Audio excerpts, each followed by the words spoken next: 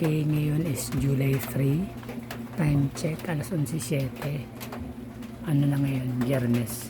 Magbubukas tayo ngayon ng parcel modem para sa kapatid ko. Nagpa-order siya sa Shopee. Okay, magbubukas tayo ngayon ng iba namang tatak. Ito yung modem.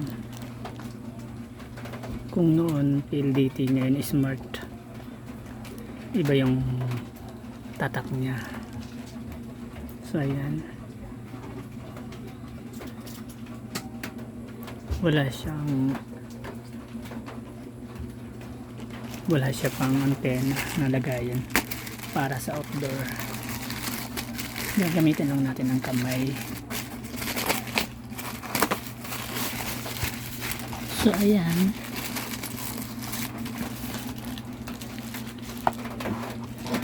4 days ago lang dumating na agad.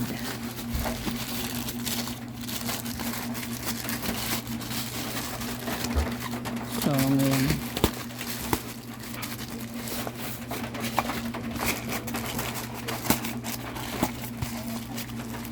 sana okay siya gumagana. So ayan,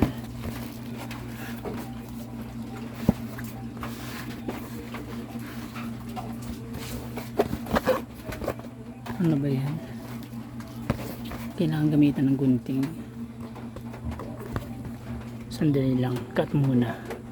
So ayan, kinat natin gamit ang parang chani. Bubuksan na natin. Ayan, sa ibang store ako bumili.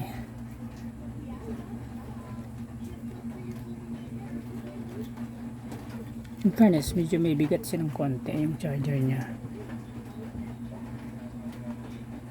12 volts, 1 ampere.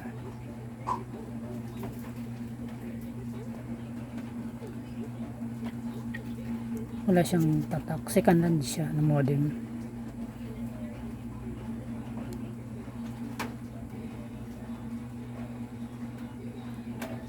Ano nakalagay? Sa baba hindi ko mabasa. Made in China. Okay naman siya. Ito nga pala yung story niya.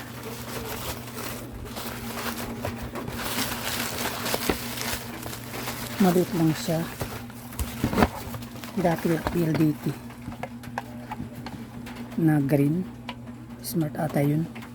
Smart Bro. Ito PLDT na smart green dito. So ito yung itsura niya.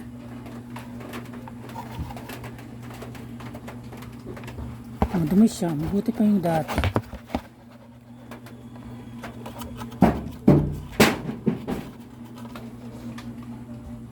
Yung bunga ng puno nalalaglag kaya siya maingay. Yung bunga sa tapat ko.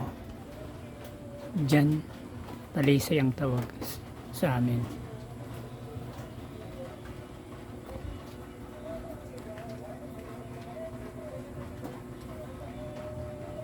May bunga yun eh.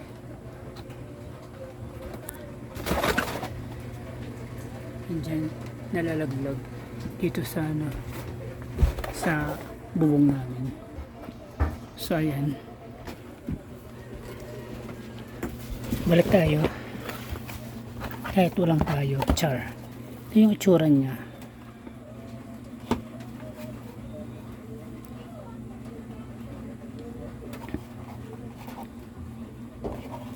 Madumi siya ng konti. Sana gumagana siya.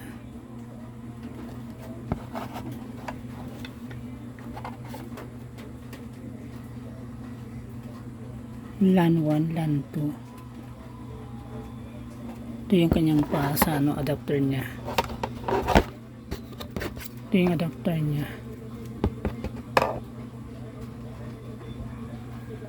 Para dito 12 volts.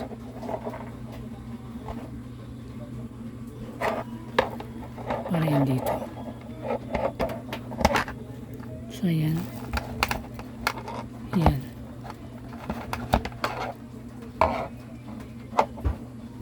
pigpin siya. Ewan ko anong tawag dito. Dito yung lagayan ng SIM. Open din siya. Pwede siya sa GOMO.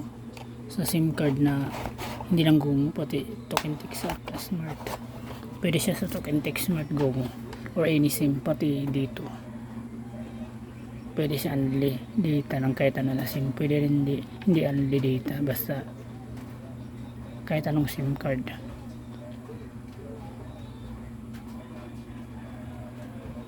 So yan, sana okay siya.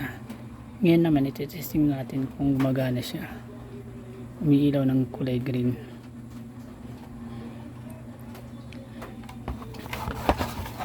Tingnan natin yung side niya kung wala ba siyang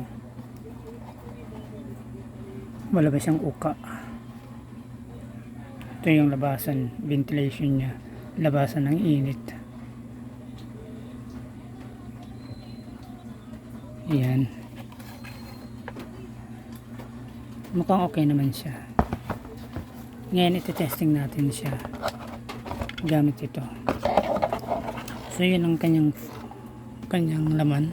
Wala nang iba, wala na siyang ibang kasama kundi ako. Char. Ngayon iti-testing natin siya kung gumagana siya sa kuryente. So ayan, testing natin kung gumagana siya.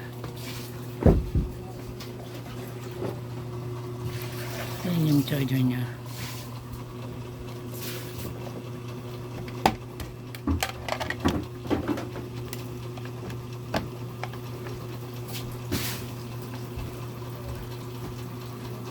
Well, gumagana naman siya.